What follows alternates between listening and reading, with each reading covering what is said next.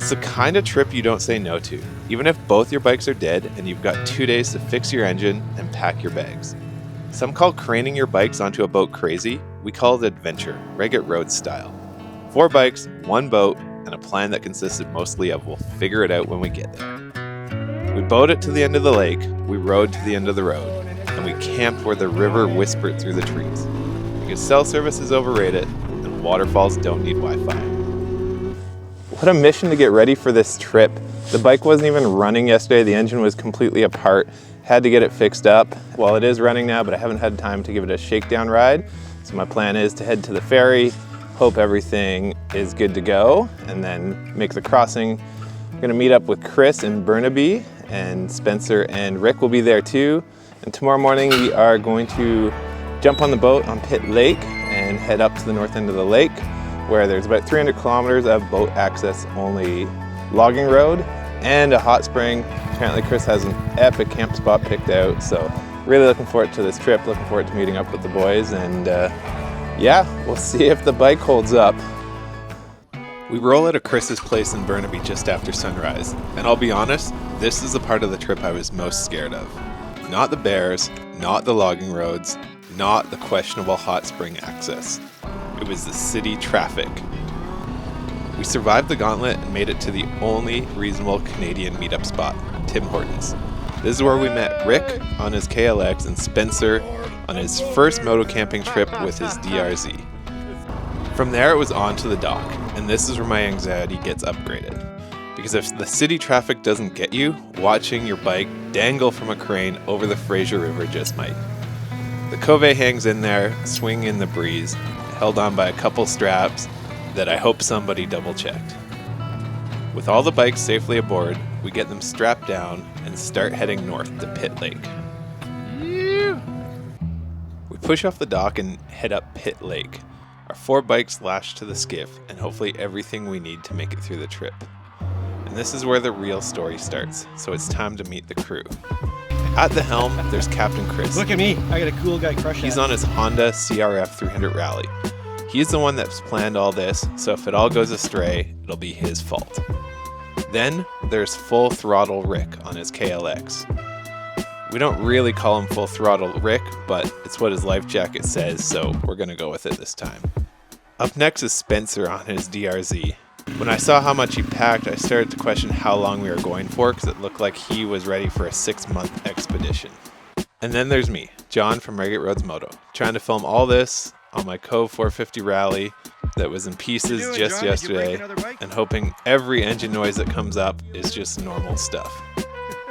As we push deeper into the valley, the lake narrows, the mountains grow taller, and the cell service disappears, just the way we like it. As we reach the top of the lake, the nerves grow. We have to unload the bikes, and there's no crane this time. Well, we just made it up the lake. Everything's gone well so far. Now we have to unload, which is gonna be the tricky part. We got some old scaffolding that we're gonna use as ramps, and let's see if anybody dumps it. Probably me. We made it this far without dropping a bike in the river, so I'm gonna call the unload a success. Heading up the pit, I wasn't sure what to expect, but I didn't expect a museum. The lower road was filled with old logging artifacts, just left right there. Once you ride past that though, it turns into pure beauty. The trees lean over the road, forming a green tunnel that winds along the Pitt River, water on one side, forest on the other. Our first stop was to head to camp and get set up. The spot did not disappoint. Right on the river, mountain backgrounds, one of those views that make you think, yeah, I could stay here for a while. So we did. Once the tents were up, we were faced with the big question for the day. Go exploring or go straight to the hot spring. The vote was unanimous. We're a crew of middle-aged guys whose knees click and backs hurt. Somehow after only 20 kilometers of riding, we were hurting. So yeah, hot springs it was. The access trail was absolutely not for the faint at heart. A mix of loose dirt, sketchy footing, and the kind of exposure that makes you reconsider your choices. But the moment you slide into that hot water, all is forgotten. A few of the crew even went for a cold plunge in the glacier-fed river, just to really shock the system. With the light starting to fade, we headed back to camp, but not before one more stop to watch the salmon run.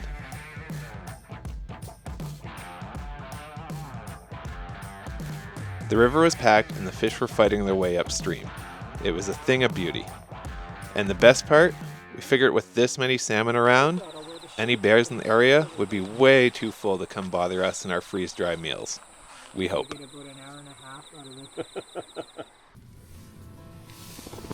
Day 3 started the way all great middle-aged adventures do, with everyone pretending they slept great and no one admitting they actually got up 3 times to pee over the night. By sunrise, the river was roaring, the coffee was on, and the collective noise of creaking joints sounded like someone slowly opening a barn door. The plan for the day was simple: ride north, climb higher, and see what the pit had left to show us. But Mother Nature's plan was different. She said, "How about you see nothing?" We rode straight into the clouds. The fog was so thick you could barely see your own front fender. It was like riding inside a glass of milk. Every corner was a mystery, every straightaway was a rumor. At this point there was no turning back, so we just kept climbing. If we can't get good views, we might as well make good stories. By lunchtime, the fog finally broke. The curtain lifted and suddenly there it was. Jagged peaks, deep river valleys, waterfalls stacked everywhere. Our 5 hours of riding finally led to a solid 10 minutes of views, and it was totally worth it. By then, the crew was cooked. Arms sore, backs tight, knees clicking. So naturally, we made the only logical move and headed back to the hot spring. That's when the wildlife decided to enter the story. Chris and Rick scored the postcard version. A big black bear on the riverbank, snacking on salmon like it was straight out of a Nat Geo special. Safe distance, perfect angle, and a 10 out of 10 bear experience. Spencer and I, well, we got the discount version. I had just parked my bike, stripped down to my swim trunks, and was heading for a nice relaxing soak when Mama Bear and Cub popped up from under the bridge. They saw me and bolted across the bridge. I was in no way concerned until Spencer came rolling down on his DRZ from the other side. In a bad spot. Hey, Spence, turn around! So now we got Spencer on one side with his bike roaring, Mama and Cub in the middle, and me standing on the other side wearing nothing but my flip-flops and swim trunks. Luckily, Mama and Bear ran down the trail to the hot spring, until we realized that's also where we wanted to go. We hung out on the bridge, waited a bit, made lots of noise walking down the trail this time, hoping we wouldn't get to the hot spring to see Mama and Cub soaking in it. By the last full day, our routine was dialed.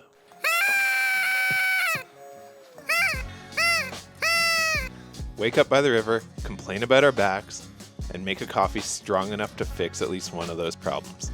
Day 3, up the pit here. We're just waking up, getting going. We've already had our morning coffee. The campsite's unreal. The plan today is to go up the east side of the Pitt River to the end of the road, see what we find, and I think that's about it, right? Just go ride motorcycles? Yes. This was a no agenda day. No big mission, no final destination, just see a road and see where it goes. Gravel, baby head rocks, overgrown spur, the kind of stuff that makes you wonder if the map is optimistic or just a lie. All day it was that perfect mix of sketchy and fun. Views popping in and out, waterfalls around every corner, and those little moments where you think, yeah, this is why I do this. But out here, there's one thing you can't ignore. That's fuel. There's no gas stations, no corner stores, just our stash we'd hidden back at the boat.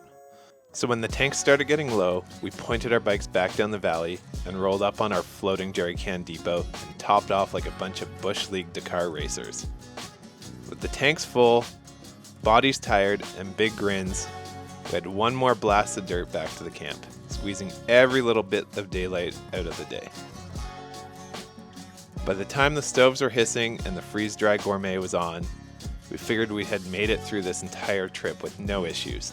That's when Spencer looked at his DRZ and saw the rear tire totally flat. By this time it was last light, we had already had a full day, and the consensus was, let's fix this in the morning before we leave. We are going to break up camp, and we'll head back down to the dock where we'll load up the skiff, get the bikes on it, and head back to the city.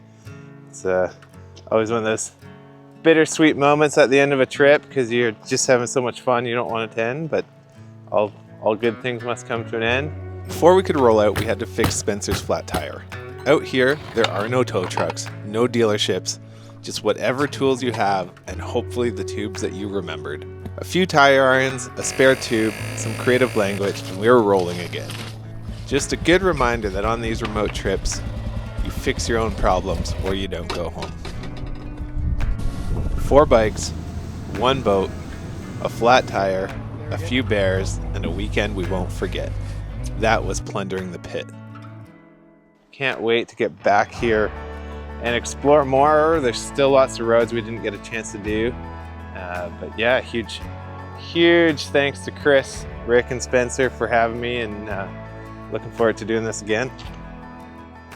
Oh, and to finish it off, we had to watch our bikes dangle from the crane one more time.